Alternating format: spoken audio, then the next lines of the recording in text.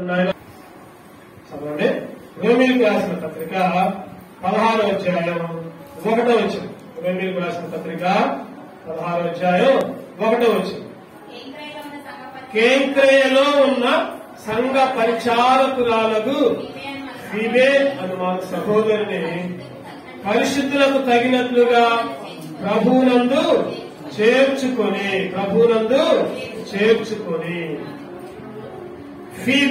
ఫీబేని ప్రభువులో చేర్చుకోవాలంట. సహోదరి అని రాయబడింది అక్కడ.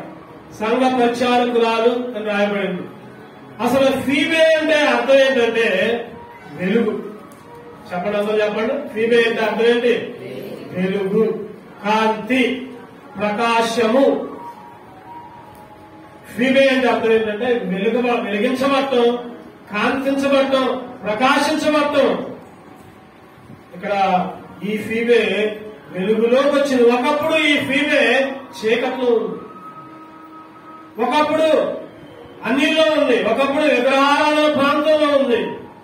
అని లోకాసు వార్త 2వ అధ్యాయం ప్రకారం మరణ ఛాయలో ఉన్న వారికి దేవుడు అరుణోదయ నక్షత్రాన్ని అనుగ్రహించిన విధంగా, ప్రకాశించే విధంగా, వెలిగించే విధంగా దేవుడు ఈ ఫీబేని మార్చాడు.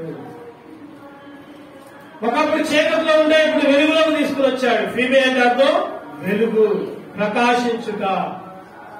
1 పేతురు 2వ అధ్యాయం 8వ వచనం ప్రకారం దేవుడు చదవండి. 1 పేతురు 2వ అధ్యాయం 8వ వచనం ప్రకారం, అయితే మీరు చీకటిలో నుండి ఆశ్చర్యకరమైన వెలుగులోనికి పిలిచిన వాని గుణాతిశయములను ప్రచురము చేయని నిమిత్తము ఏర్పరచబడిన వంశమును, రాజులైన యాజక సమూహమును, పరిశుద్ధ జనమును దేవుని సొత్తైన ప్రజగా చేర్చుకోండి. రాజులైన యాజక సమూహం ఒకప్పుడు చీకట్లో ఉంటే, ఒకప్పుడు అంధకారంలో ఉంటే, ఒకప్పుడు సైతాను బానిసత్వంలో ఉంటే, ఒకప్పుడు వన్స్ అపాన్ ఏ టైం. కానీ ఇప్పుడు వెలుగులోకి, ఏర్పరచబడిన వంశంలోకి, సొత్తైన ప్రజల్లోకి, ఆయన రాజులుగా, యాజక సమూహముగా ఫీబేని నడిపించాడు. చీకటి తొలగించాడు, పాపాంధకారం తీసివేశాడు, పాప భారం తీసివేశాడు. ఆయన్ని ఆరాధించే బిడ్డగా నేను కూడా ఫీబేలాగా ఒకప్పుడు ఉన్నానయ్యా, చీకట్లో ఉన్నానయ్యా, నా చీకటి అంతా పారకు వెళ్ళావు, వెలుగ్గా చేశావు, అందుకే ఈ రోజు నిన్ను ఆరాధిస్తున్నా అని అందరూ ఆరాధించారు. అసలు ఫీబేకి దేవుడు ఎటువంటి కృప చూపించాడు? ఒక 5 విషయాలు క్లుప్తంగా ధ్యానం చేసుకుని ఆరాధనలో ప్రవేశం. ఫీబేకి ఎటువంటి కృప చూపించాడు? రోమీయులకు రాసిన పత్రిక 16వ అధ్యాయం 2వ వచనం. ఆమెకు మీ వలన కావలసినది ఏదైనా ఉన్నాయా సహాయము చేయవలెనవి. చాలు. ఏం కావాలన్న ఫీబేకి సహాయం చేయాలి.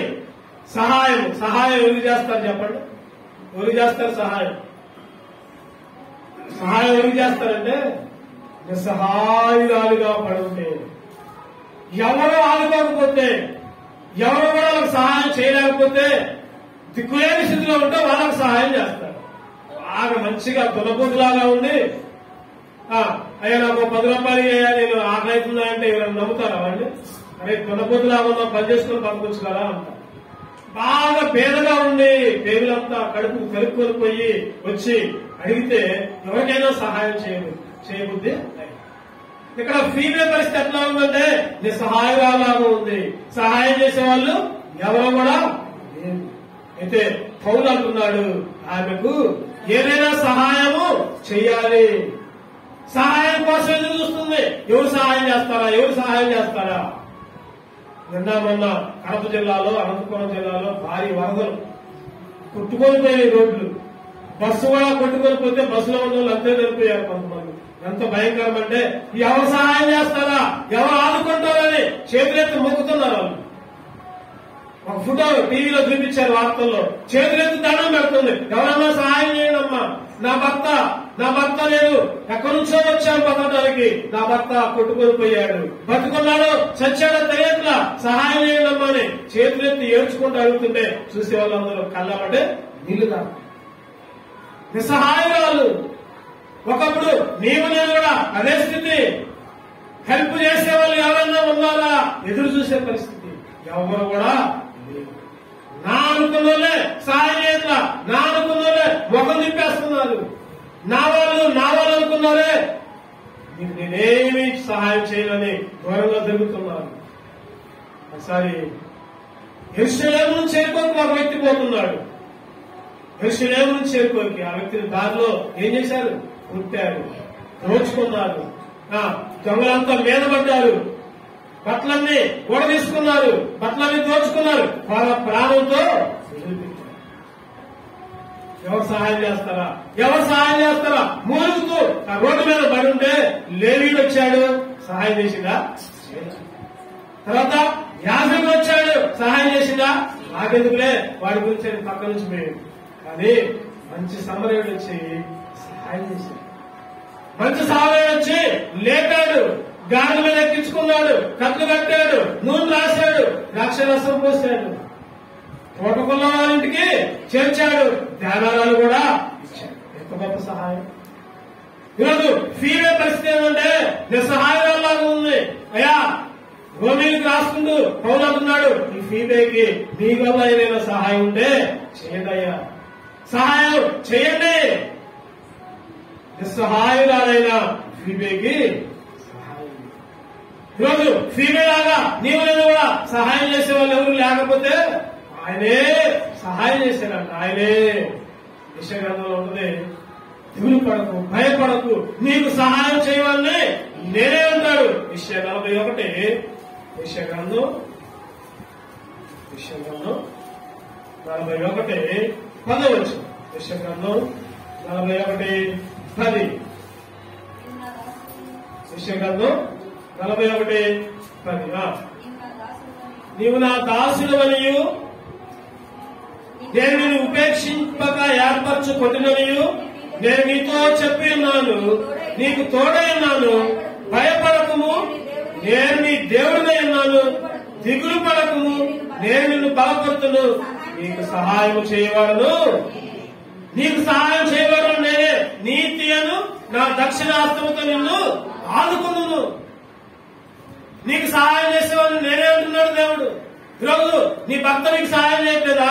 నీ భార్య నీకు సహాయం చేయట్లేదా? నీ పిల్లలు నీకు సహాయం చేయట్లేదా? దేవుడు అంటున్నాడు, నేను సహాయం చేస్తా, దిగులు పడకు, భయపడకు, బాధపడకు. నీ ఇరుగు పొరుగు వారు నిన్ను దూషిస్తున్నారా? నిన్ను అవమానపరుస్తున్నారా? అయితే నీకు సహాయం చేసేది మాత్రం నేనే, నీతి అనే దక్షిణాస్తముతో నీకు నిన్ను ఆదుకుంటా. యెరూషలేములో గొర్రెల ద్వారం దగ్గర 35 సంవత్సరాల నుంచి ఒక ఆయన పడున్నాడు. 35 సంవత్సరాల నుంచి దేవదూత వచ్చినప్పుడు, ఆ నీళ్లు కదిలించినప్పుడు ఎవరు ముందు దూకితే వాళ్ళు స్వస్థత పడుతున్నారు. పాపం ఈ 35 సంవత్సరాల నుంచి మంచం మీద పడుకునే ఉన్నాడు, లేవలేకపోతున్నాడు. దేవదూత వచ్చే టయానికి నీళ్లు కదిలించే లోపల దూకి లేచి ఆ నీళ్ళలో దూకి స్వస్థత పడదాం అనుకుంటే ఈ లోపల ఇంకొకరు దూకుతున్నారు. అటువంటి పరిస్థితుల్లో 35 సంవత్సరాలు రోగిగా ఉంటే యేసుక్రీస్తు వచ్చాడు. వచ్చి ఎవరు నీకు సహాయం చేయట్లేదా? యోహాను సువార్త 5వ అధ్యాయం 5వ వచనం చక్కటి మాట ఉన్నదట. యోహాను సువార్త 5వ అధ్యాయం 5వ వచనం. అక్కడ 38 ఏళ్ల నుండి వ్యాధి గల ఒక మనుషుడును యేసు వాడు పడి ఉండట చూచి వాడప్పటికీ బహుకాలం నుండి ఆ స్థితిలో ఉన్నాడని ఎరిగి స్వస్థపరచబడుతున్న వారిని ఎవరు అడగల. 35 సంవత్సరాల నుంచి పడి ఉండే నేను ఈ ఒక్కసారి అదో పాపం ఆయన్ని నీళ్ళలో దించుదామని ఎవరైనా అనుకున్నారా? ఎవరికి వాళ్ళే ముందు పరిగెత్తున్నారు, దూకుతున్నారు, స్వస్థపడుతున్నారు, పోతున్నారు. ఎప్పుడు కావాలంటే నీళ్ళు కనిపించాలి ఎదురు చూస్తున్నారు. అది 35 సంవత్సరాలు. యేసుక్రీస్తు వాడి పడి ఉన్న చోటుకు వచ్చిండు. ఈరోజు దేవుడు నువ్వున్న దగ్గరకు వచ్చాడు, నేనున్న దగ్గరకు వచ్చాడు, మనమున్న దగ్గరకు వచ్చాడు. నీతి అనే దక్షిణ శాస్త్రంతో ఆయన ఆదుకున్నాడు. సహాయం చేసేవాడిని నేనే అంటున్నాడు. వచ్చి స్వస్థపడబోచున్నావా? ఎంత అద్భుత సహాయకుడు ఆయన. ఈరోజు నీకు నాకు ఆయన సహాయం చేసేవాడిగా ఉంటున్నాడు. ఆయనే సహాయకుడు. ఇంకనే దావీదు అన్నాడు, ఆ కాలంలో నీవు నాకు సహాయకుడివి. కీర్తన 46:1 కీర్తన. దేవుడు మనకు ఆశ్రయమును దుర్గమునై ఉన్నాడు, ఆపత్కాలంలో నమ్ముకొనదగిన సహాయకుడు. ఎటువంటి సహాయకుడు అంట? నమ్ముకోదగిన. ఆపదున్నప్పుడే ఎవ్వరూ అనుకోరు నిన్ను. ఆయన మాత్రం ఆయన దక్షిణాస్త్రంతో నిన్ను ఆదుకుంటాను. దిగులు పడదు, భయపడతాను. ఒకప్పుడు నేను కూడా నిస్సహాయురాలాగా ఫీమేలాగా ఉంటే ప్రభా నీతి అనే దక్షిణాస్త్రంతో నన్ను ఆదుకున్నావయ్యా. దిగులు పడొద్దన్నావు, భయపడొద్దన్నావు. ప్రభా నువ్వే నా దగ్గరకు వచ్చావయ్యా, నువ్వే నా దగ్గరికి వచ్చా. మంచి సమయంలాగా నేను పడి ఉన్న చోటుకు వచ్చావయ్యా. ప్రభా నీవు స్వస్థత 38 సంవత్సరాల నుంచి రోగిగా ఉండే నా దగ్గరకు వచ్చావయ్యా. ఎవరు నన్ను పట్టించుకోలేదయా, కానీ నీవు నాకు సహాయం చేసేవయ్యా. ఎంత గొప్ప దేవుడు అయ్యా. అందుకే నిన్ను ఆరాధిస్తున్నా. ఈరోజు మనం ఆరాధించాలి దేవుడు. ప్రభా నాకు సహాయం చేసేవాడివి నీవే. రెండో విషయం చూద్దామండి. మొదటిగా ఫీమే ఎటువంటిది అంటే సహాయకాలుగా ఉంటే దేవుడు సహాయం చేశాడు. ఈరోజు నీవు నేను కూడా సహాయంగా పడి ఉంటే మన దగ్గరకు వచ్చి ఆయన కనుకరించి సహాయపడ్డాడు. రెండో విషయం రోమీయులకు రాసిన పత్రిక 16వ అధ్యాయం 2వ వచనం. ఆమెకు మీ వలన కావలసినది ఏదైనా ఉన్నాయా కదా సహాయం చేయవలెనని ఆమె గురించి మీకు సిఫారసు చేయుచున్నాను. సిఫారసు రెండో భాగం ఏంటంటే, ఒకటోదేమో సహాయం చేశారు, రెండవది సిఫారసు అంటే చెప్పండి. కొన్ని మాటలు తెలుగులోనే కష్టంగా ఉంటాయి, తెలుగులోనే అర్థం కాదు, ఇంగ్లీష్ లో అయితే అర్థమైంది. సిఫారసుని ఇంగ్లీష్ లో ఏమంటారంటే రికమెండేషన్ అంటారు. ఏమంటారు చెప్పండి? రికమెండేషన్ చేయించుకున్నాం, సిఫారసు చేయించుకున్నారు. ఎటువంటి పరిస్థితుల్లో? అర్హత ఉంటే, యోగ్యత ఉంటే సిఫారసు చేస్తారు ఎవరికైనా. పలానా ఉద్యోగం అనుకోండి, ఆ ఉద్యోగానికి డిగ్రీ చదివి ఉండాలి. డిగ్రీ చదివిన వాళ్ళకి ఆ ఉద్యోగం, డిగ్రీ చదివిన వాళ్ళకి ఎవరైనా రికమెండేషన్ చేస్తారా? చేయరు. 10వ తరగతి తప్పినా కూడా ఆ ఉద్యోగం రావాలనుకోండి, ఎమ్మెల్యే దగ్గరకు, లేకపోతే ఎంపీ దగ్గరకు, మంత్రుల దగ్గరకు, అధికారుల దగ్గరకు పోయి, అయ్యా ఆ ఉద్యోగానికి డిగ్రీ కావాలి, కానీ మావాడు మాత్రం 10వ తరగతి చదివిండయ్యా, ఎట్లయినా కొద్దిగా మీరు చెప్పండి అయ్యా, రికమెండేషన్ చేపిస్తాం, సిఫారసు చేపిస్తాం. ఈరోజు యేసుక్రీస్తు నీకు నాకు మధ్యవర్తిగా దేవుడి దగ్గరకు వెళ్లి సిఫారసు చేసిండు. దేవుడి దగ్గరకు పోయి రికమెండేషన్ చేసిండు. అయ్యా వాళ్ళు పాపులేదయ్యా, వాళ్ళు పాపులే, వాళ్ళకు శిక్ష ఇవ్వద్దయ్యా, వాళ్ళకు బదులు నేను చచ్చిపోతా, నా ప్రాణాన్ని ఇస్తా, నేను రక్తాన్ని కాలుస్తా, శిలువలో నేను బలైతా, వాళ్ళ కోసం నేనే బలైతా, నా రక్తాన్ని కాలుస్తానయ్యా, వాళ్ళకేమీ శిక్ష ఇవ్వద్దు, ఆ శిక్షను నేనే భరిస్తానని మధ్యవర్తిగా వచ్చి సిఫారసు చేసిండు నీకోసం, నా కోసం. ఆ రోజు ఫీమేకి ఎవరు సిఫారసు చేశారు? ఎవరు చేశారు? పౌలు చేశారు. పౌలు రోమీయులకు రాసుకుంటూ సిఫారసు చేసిండు పౌలు. నీవు నేను కూడా ఒకప్పుడు అర్హత లేకపోతే, యోగ్యత లేకపోతే, పరలోకానికి ఆయన మందిరంలోకి అర్హత లేకపోతే, యేసుక్రీస్తే మధ్యవర్తిగా వచ్చాడు, సిఫారసు చేశాడు, రికమెండేషన్ చేశాడు. ఈరోజు కొంతమంది ఉద్యోగాలు చేస్తూ ఉంటారు, నిజంగా వాళ్ళకి అర్హత ఉండదంటే ఉండదు. ఎవరో రికమెండేషన్ చేస్తే, అంతకంటే బాగా చదువుకున్న వాళ్ళు కూడా ఉద్యోగం రాలా, కానీ వాళ్ళకు మాత్రం ఉద్యోగం వచ్చింది. కారణం ఏంటంటే ఎవరో రికమెండేషన్ చేశారు, ఎవరో సిఫారసు చేశారు. ఈరోజు ఈ లోకంలో కాదు, ఆత్మీయంగా ఆలోచిస్తే దేవుడే, యేసుక్రీస్తే నీకు నాకు మధ్యవర్తిగా ఉన్నాడు. ఎట్లా అంటే బలి అయ్యాడు, గొర్రె పిల్లలాగా రక్తాన్ని చిందించాడు. అది కాదు 22వ అధ్యాయం చూసుకుంటే, ఇస్సాకుని బలిచ్చేటప్పుడు ఇస్సాకును భరించినప్పుడు కత్తెత్తుతాడు అబ్రహాం, ఇస్సాకును చంపుదాం. కత్తెత్తే ఆగు అబ్రహామా, అక్కడ పొదలో చూడు, ఏముంది పొదలో? పొట్టేలు, గొర్రె పిల్లలు. ఎవరో కాదా పొట్టే, ఎవరో కాదా గొర్రెపిల్ల? యేసుక్రీస్తే. ఆది కాలంలోనే ఒక గొర్రె పిల్లలాగా వధించబడాడు, నీకోసం నా కోసం సిఫారసు చేయబడ్డాడు. అందుకే 1 తిమోతి 2వ అధ్యాయం 5వ వచనంలో, 1 తిమోతి 2వ అధ్యాయం 5వ వచనం, దేవుడు అక్కడే దేవునికి నరులకును మధ్యవర్తియు ఒక్కడే, ఆయనే క్రీస్తు యేసును నరుడు. దేవుడు ఒక్కడే, దేవునికి నరులకి మధ్యవర్తి కూడా ఒక్కడే. ఆ మధ్యవర్తి క్రీస్తు యేసును నరుడు. నీకోసం నా కోసం రికమెండేషన్ చేశాడు. వాస్తవంగా నీవు నేను అగ్నిగుణంలోకి పోవాలి, నరకంలోకి వెళ్ళాలి. యేసుక్రీస్తే తను తాను అర్పించుకోకపోతే, తను తాను బలిగా అర్పించకపోతే, తన రక్తాన్ని చిందించకపోతే, తన శరీరాన్ని సమర్పించుకోకపోతే, ఆ సైన్యానికి అప్పజెప్పుకోకపోతే నీవు నేను నరకంలో ఉండేవాళ్ళం. ఆయన మధ్యవర్తిగా ఉంచాడు, సిఫారసు చేశాడు, రికమెండేషన్ చేశాడు. ఎవరి కోసం? నీ కోసం, నా కోసం.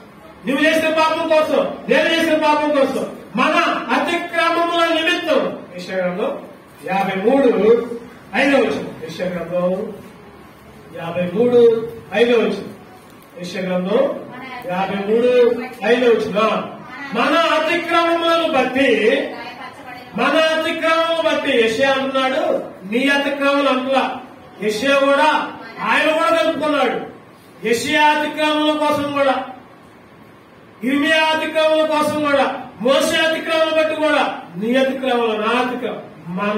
మన అంటే అందరం చేసిన పాపం. మన అతిక్రమములను బట్టి ఆయన నలగొట్టబడు, దూషించబడు, కొట్టబడు, స్వరూపమైన లేదు, సొగసైనా లేదు, ఉమ్మివేయబడ్డాడు, గుద్దబడ్డాడు. అయినా ఎవరు సిఫారసు చేశారంటే యేసుక్రీస్తు మధ్యవర్తిలాగా సిఫారసు చేశారు. ఆయన రక్తాన్ని చిందించి మనల్ని శుద్ధీకరించాడు మధ్యవర్తిలాగా. ఎబ్రీ 12:24, ఎబ్రీ 12:24. క్రొత్త నిబంధనకు మధ్యవర్తి అయిన, క్రొత్త నిబంధనకు మధ్యవర్తి అయిన యేసునొద్దకును హేబేలు కంటే మరీ శ్రేష్టమగు పలుకు ప్రోక్షణ రక్తమునకును మీరు వచ్చి ఉన్నారు. హేబేలు కంటే శ్రేష్టమైన ప్రోక్షణ రక్తం అంట. యేసుక్రీస్తు ప్రోక్షణ రక్తంలోకి నిన్ను నన్ను నడిపించాడు. మధ్యవర్తిలాగా సిఫారసు చేశాడు, రికమెండేషన్ చేశాడు. ఫీబేలాగా అర్హత లేదయ్యా, యోగ్యత లేదయ్యా పరలోకంలో అడిగి పెట్టడానికి, నిన్ను స్తుతించడానికి, నిన్ను ఆరాధించడానికి ఏమాత్రం కూడా నాకు అర్హత లేకపోతే నీవే మధ్యవర్తిగా వచ్చి సిఫారసు చేశావా? అందుకే నిన్ను స్తుతిస్తాను, అందుకే నిన్ను ఆరాధించాను. 3వ విషయం చూద్దామండి. 1వది చెప్పడం, 1వది ఎందుకు ఆరాధించాలి? ఫీబే పట్ల దేవుడు ఎటువంటి కృప చూపించాడు? 1వది సహాయకారిగా ఉంటే, 2వది సిఫారసు చేయబడి ఉంది. 3వ విషయం చూద్దామండి. రోమీయులకు రాసిన పత్రిక 16వ అధ్యాయం 1వ వచనం. కేంక్రయలో ఉన్న సంఘ పరిచారకులకు ఫీబే అని మన సహోదరుని పరిశుద్ధులకు తగినట్లుగా ప్రభువునందు చేర్చుకుని. 3వ విషయం ఏంటంటే చేర్చుకున్నాడు, సహాయం చేశాడు, సిఫారసు చేసుకున్నాడు, చేర్చుకున్నాడు. 3వ విషయం ఏంటంటే చేర్చుకున్నాడు. ఎవరు చేర్చుకుంటారు చెప్పండి? ఎవరు చేర్చుకుంటారు? ఈ లోకంలో ఎవరు చేర్చుకుంటారు?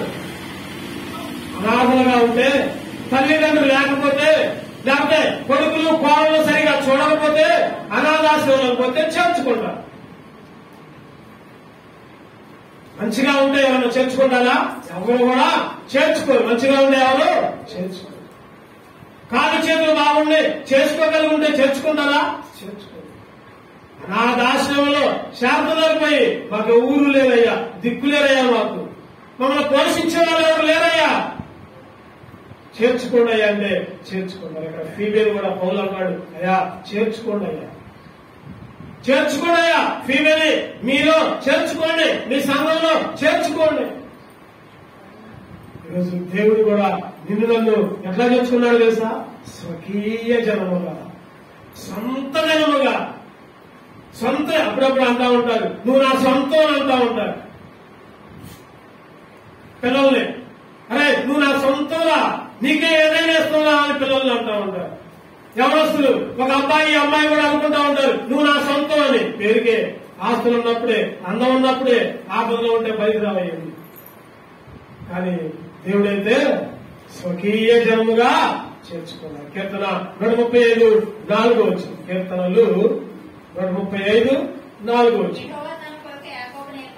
యెహోవా తన కొరకు యాకోబును ఏర్పరచుకొనెను, తనకు స్వకీయ ధనముగా ఇశ్రాయేలును ఏర్పరచుకొను. స్వకీయ జనముగా, సొంత జనముగా. ఈరోజు నీవు నేను ఎటువంటి వాళ్ళం తెలుసా? పరాయలో కాదు, సొంత బిడలో.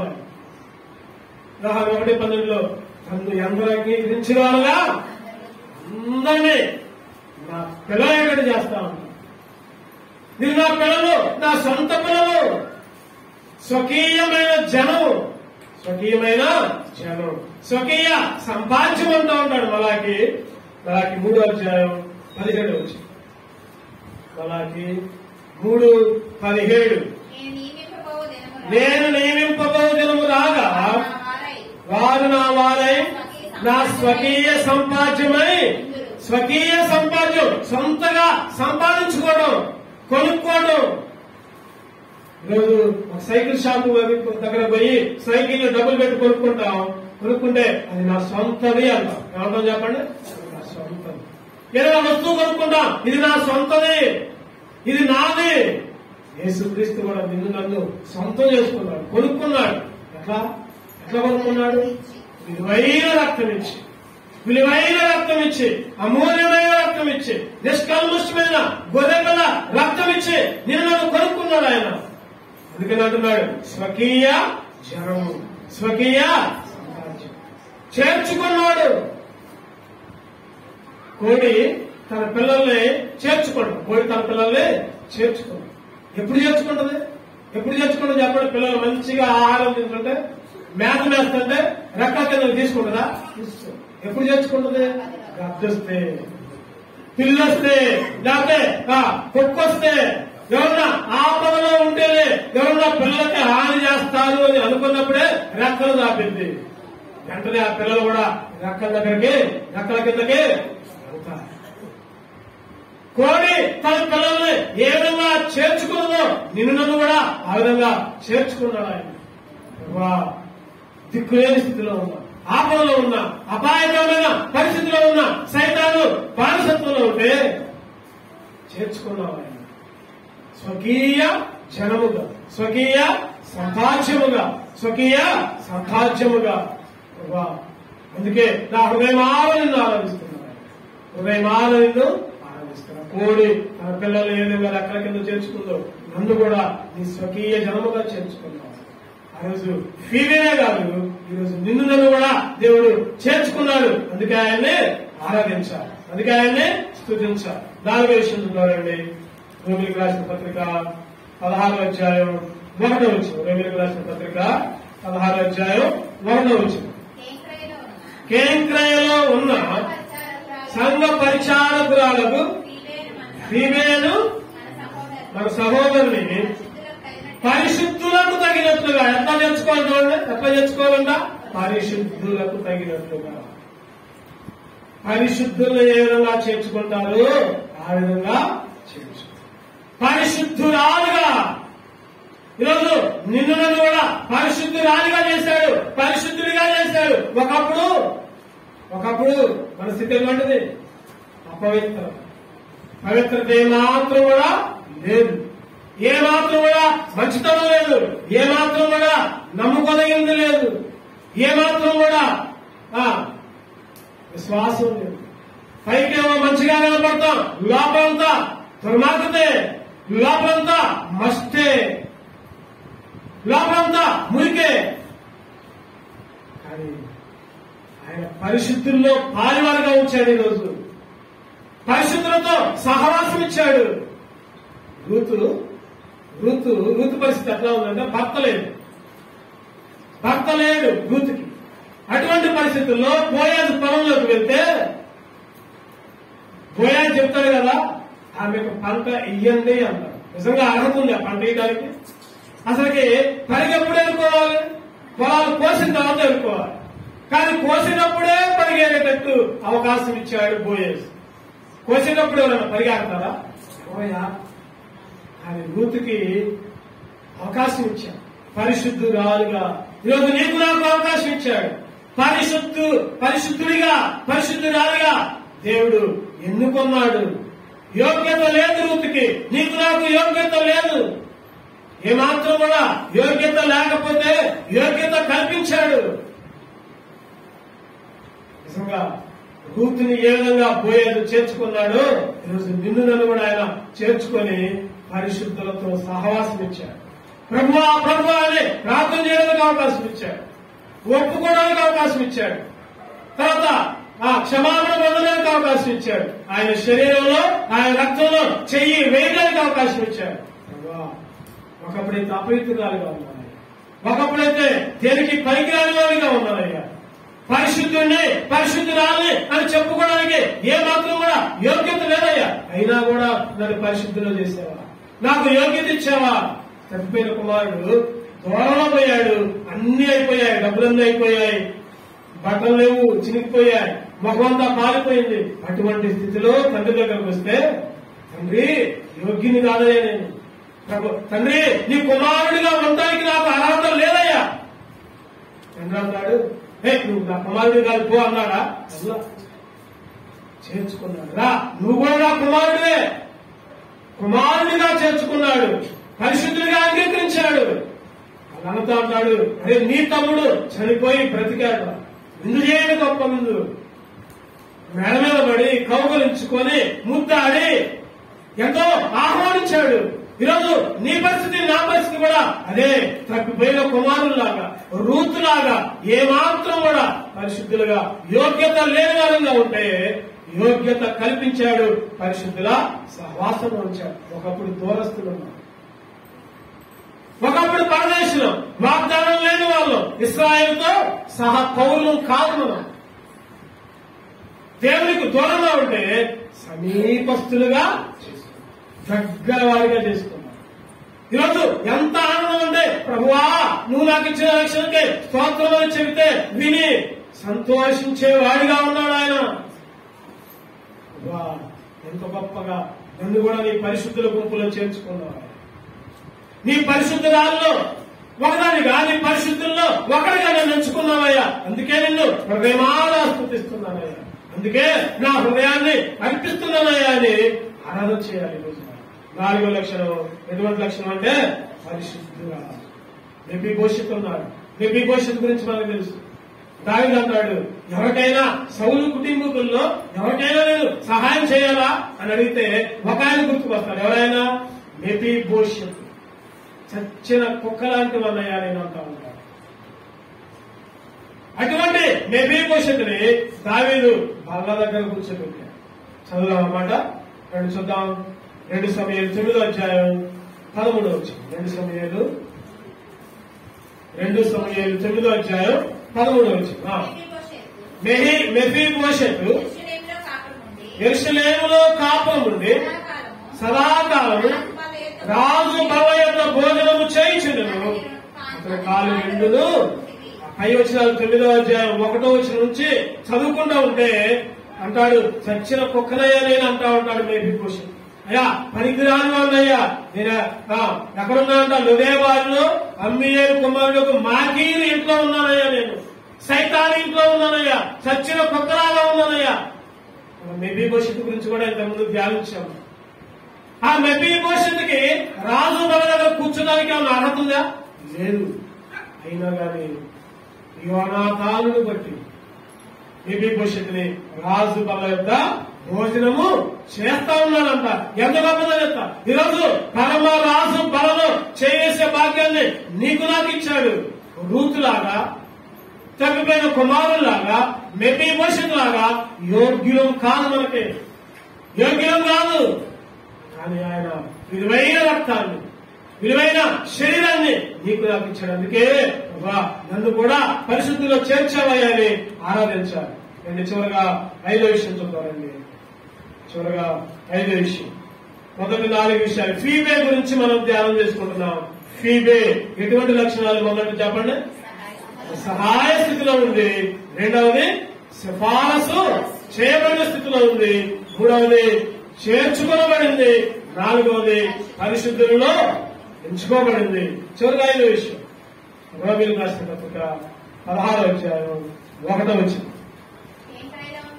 కేంక్రయలో ఉన్న సంఘ పరిచారకురాలకు ఫీబే.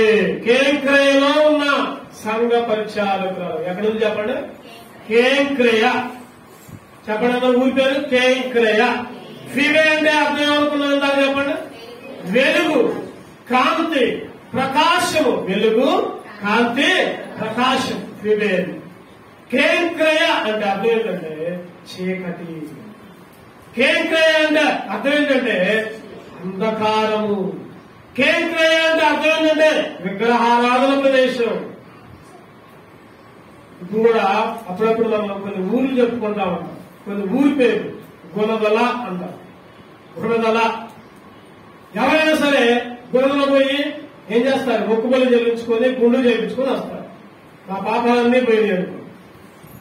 అంటే ఒక మత ఆచారాలకు పుట్టిన ఊరు, పుట్టిన ప్రాంతం. కొన్ని ప్రాంతాల పేర్లు చెప్తేనే అర్థమైపోతుంది.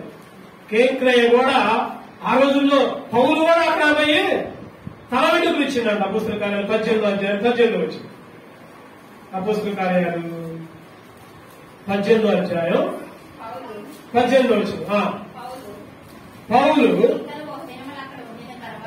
ఇంకనూ బహుదినములు అక్కడ ఉండిన తర్వాత సహోదరులతో సెలవు పుచ్చుకొని తనకు మొక్కుబడి ఉన్నందున కేంక్రయలో తల వెంట్రుకలు కత్తిరించుకొని, చాలా మనకు కావాల్సిన భాగం వచ్చింది. ఏం చేశాడు పౌలు చెప్పండి? కేంక్రయలో పోయి మొక్కుబడులు చెల్లించుకున్నాడు. అంటే మొక్కుబడులు చెల్లించే ప్రాంతం చీకటి ప్రాంతం, ఆచార ప్రాంతం. అది ఆచారాలు. నిజంగా మొక్కుబడి చెల్లించుకోవాలంటే మందిరంలో నీ హృదయాన్ని దేవుడికి, నీ తల వెంట్రుకలు ఎక్కడో గొడవల్లో ఎందుకు, లేకపోతే ఇంకెక్కడో గుళ్ళో దగ్గరికి ఎందుకు, లేకపోతే ఇంకెక్కడో ఏ ప్రాంతాల్లో ఎందుకు? దేవుడికి నీ తల వెంట్రుకలు అక్కర్లా. మొక్కుబడులు చెల్లించుకునే ప్రాంతం. అసలు బైబిల్ పండితులు చెబుతారు కదా, కేంక్రయ అనే ప్రాంతం నుంచే ఆర్సిఎం పుట్టుకొచ్చింది. ఆర్సిఎం అనే మతం కేంక్రయ నుంచే మొదలైందంట.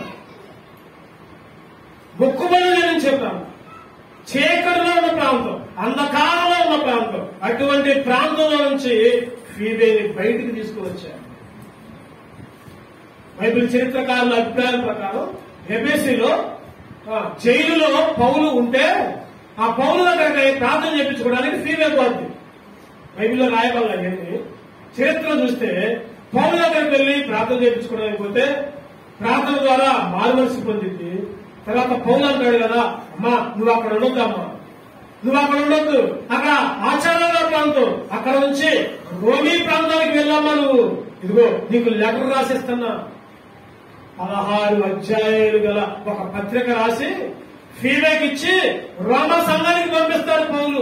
ఏపీసీ నుంచి ఎక్కడికి? రోమా ప్రాంతానికి. ఈ రోజుల్లో చాలా మంది బతుకు నిమిత్తం ఎక్కడికెక్కడికో పోతున్నారు. ఉన్న దగ్గర బ్రతకడానికి అవకాశం లేకపోతే పర్వాలా, అవకాశం ఉండి కూడా ఫలానా దగ్గరికి పోయి బతుకుతున్నాం. మందిరాన్ని వదిలిపెడుతున్నారు, దేవుని సన్నిధిని వదిలిపెడుతున్నారు, దేవుని వదిలిపెడుతున్నారు, దేవునికి దూరంగా ఉంటున్నారు బ్రతుకు తెరువు నిమిత్తం. కానీ చీకటిలో ఉన్న ఫీబే మాత్రం వెలుగులోకి నడిపించబడింది.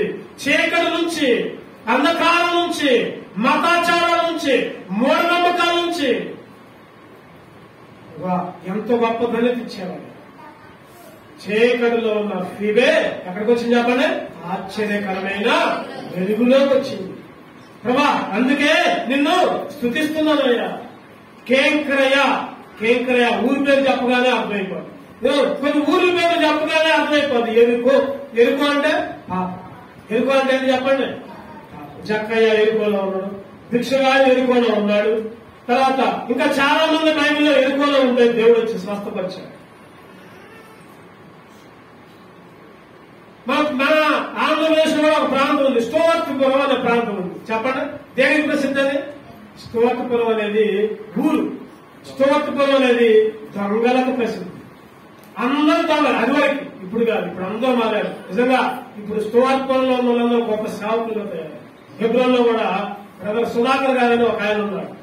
ఆ బ్రదర్ ని ఒకసారి తిమోతి గారు అడిగారు, బ్రదర్ అసలు మీ ఊర్లో దొంగతనాలు బాగా చేస్తారు కదా, ఎట్లా చేస్తారు అని అడిగారు. అడిగితే సుధాకర్ గారు చెప్పారంట, ఏం లేదు కదా, చెయ్యి పెట్టడానికి సందుంటే రాదు, మాకు చెయ్యి పెట్టడానికి సందుంటే లోపల ఉన్న బీరువాళ్ళు కూడా దీన్ని దొంగతనం చేస్తా ఉంటారు. మనుషులు వచ్చినట్టే వస్తారు, సెకండ్ ఇస్తారు, జేబులు కత్తిరించుకుంటారు, జేబులో ఉన్నాయని. అంత నేర్పడతారు. ఊరి పేరు చెప్పగానే ఫీబే నివసించే ఊరు కూడా కేంక్రయ చీకటి ప్రాంతం. ఆ ప్రాంతం నుంచి దేవుడు విడిపించాడు, విమోచించాడు, రక్షించాడు. నీవు నేను నివసించే ప్రాంతం ఎటువంటి ప్రాంతం చెప్పండి? మంచిదా? మన ఇంటి పక్కన అంతా మంచిగుందా? మన ఊరిలో అంతా మంచిగుందా? లోకంలో పాపంలో దేవుణ్ణి ఎరగని బిడ్డల మధ్య, దేవుణ్ణి దూషించే బిడ్డల మధ్య, దేవుడు అంటే అపహాస్యం చేసే బిడ్డల మధ్య బైబిల్ కొట్టుకొని ధైర్యంగా దేవునికి మందిరానికి వస్తున్నామంటే ఎంత ధన్యతది. చీకట్లో నుంచి వెలుగులోకి, ఆయన సన్నిధిలోకి వచ్చి కూర్చున్నామంటే ఎంత ధన్యత ఇచ్చాడు దేవుడు నీకు. ఆ రోజు అబ్రహాముని ఉన్న పాటున లేక నేను చూపించే ప్రదేశానికి పో, కల్దీల ప్రాంతం నుంచి బయటకు తీశాడు అబ్రహాము. లోతుని సొదొమ గొమొర్రా ప్రాంతంలో ఉంటే నువ్వే కొంత మంచిది కాదు, లే బయటికి వెళ్ళు, ఆ ప్రాంతం నశించిపోయే ప్రాంతం, లే బయటికి వెళ్ళు అని నడిపించాడు. లోతుని, అబ్రహాముని నడిపించాడు. ఇంకా రాహాబుని వేశ్యని కూడా నడిపించాడు. ఎరుకో పట్టణం నుంచి అందరినీ రక్షించాడు. రాహాబు చెప్తాడు కదా, ఎర్రటి రక్తంతో నీ గుమ్మాలు కట్టుకోమ్మా అని రాహాబును కూడా విడిపిస్తాడు. సమాధిలో ఉన్న లాజరును కూడా బయటికి తీసుకుని వస్తాడు. చీకట్లో ఉన్న సమాధిలో ఉన్న లాజరును కూడా. నీవు నేను కూడా అబ్రహాములాగా కల్దీల ప్రాంతంలో ఉన్నామే, ఇంకా లోతులాగా కాలిపోయే పట్టణంలో సొదొమ గొమొర్రాలో ఉన్నామే, రాహాబులాగా పాపమనే ఎరుకోలో ఉన్నవాళ్ళమే, లాజరులాగా సమాధుల్లో ఉన్నవాళ్ళమే. అని అంటాడు కదా, అపరాధముల చేతను పాపముల చేతను చచ్చిన వారంటే నువ్వు బ్రతికించాడు. నన్ను ఆరాధించు, నన్ను స్తుతించు, రాజైన యాజక సమూహంలో తెచ్చావయ్యా, ఎంత గొప్ప దేవుడు అయ్యా నువ్వు. ప్రభా నిన్ను ఆరాధించే వేళగా నీ పరిస్థితుల్లో చేర్చేవయ్యా, ఎంత గొప్ప దేవుడు అయ్యా. ఆ రోజు ఫీబే కాదయ్యా, ఈ రోజు నా పరిస్థితి కూడా ఖచ్చితంగా ఫీబే లాంటిదే. ప్రభా ఆ ఫీబేని రక్షించుకున్నా, నన్ను కూడా రక్షించుకున్నావయ్యా. అందుకే నా హృదయమాన నిన్ను స్తుతిస్తున్నానయ్యా, నిన్ను ఆరాధిస్తున్నానయ్యా అని ఆరాధించాలి. అటువంటి ఆరాధన, యోగ్యమైన ఆరాధన చేద్దాం. రండి, మనం పడదాం. ఒక పాట పాడుకున్న తర్వాత ఆరాధనలో ప్రవేశిద్దాం.